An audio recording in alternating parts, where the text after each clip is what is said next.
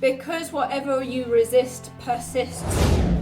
If there's nothing that if it wasn't there you'd feel a little bad, then you wouldn't also feel extremely good when you do have that thing. By numbing your negative emotions, you'd also be numbing your positive emotions. Going through phases in which we feel bad is extremely difficult, especially if we don't know how to deal with negative emotions. Which is why today we are going to go over the 5 mistakes most people make when it comes to dealing with negative emotions. So the first tip would be to not suppress your emotions.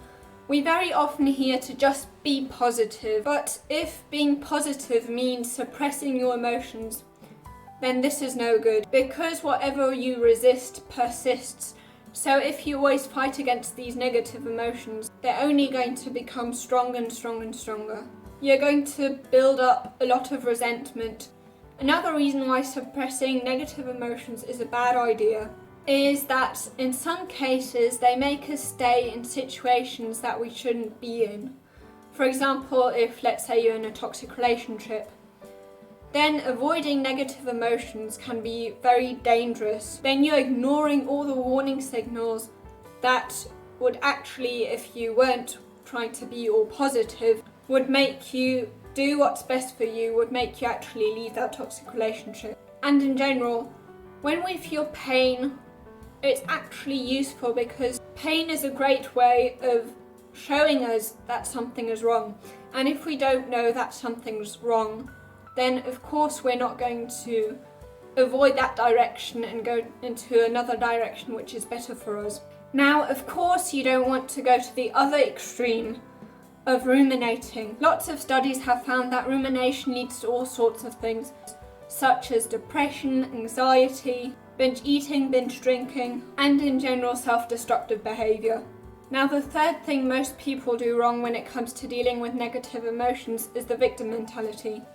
Thinking, why did this happen to me? The reason why you don't want to be in the victim mentality is because if you've got this mindset, then you're not going to really change anything because you always think that things are happening to you. It makes you extremely passive, and of course if you're just going to be passive and you're not going to change the situation, then you're not going to feel better. Depressed people are extremely passive, and there are lots of studies by Martin Seligman which basically show that when we feel helpless, we stay in a situation even though we could change the situation simply because we feel we can't. And then the fourth mistake most people make is that when we feel negative emotions, we feel like they're permanent. We feel like we're going to feel this way forever, which of course isn't the case. As Matthew Hussey once said, we tend to think that emotions are the sky, so basically that emotions are the things that are always there. But instead, emotions aren't the sky, they're simply the clouds which are drifted away by the wind, which aren't there all the time. And then the fifth mistake is that we beat ourselves up for feeling negative emotions. As Laurie Gottlieb pointed out, negative emotions are there to inform us about something, to tell us something, and that's why we don't want to necessarily beat ourselves up for having them.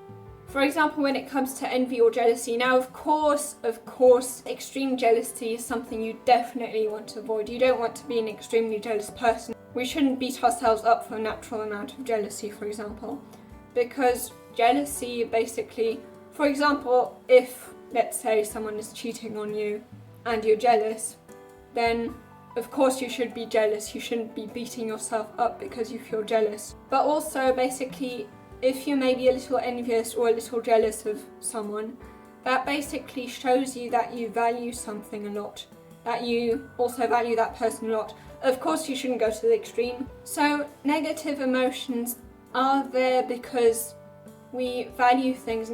But if you don't find anything important, if there's nothing that if it wasn't there you'd feel a little bad, then you wouldn't also feel extremely good when you do have that thing. So basically, by numbing your negative emotions, you'd also be numbing your positive emotions.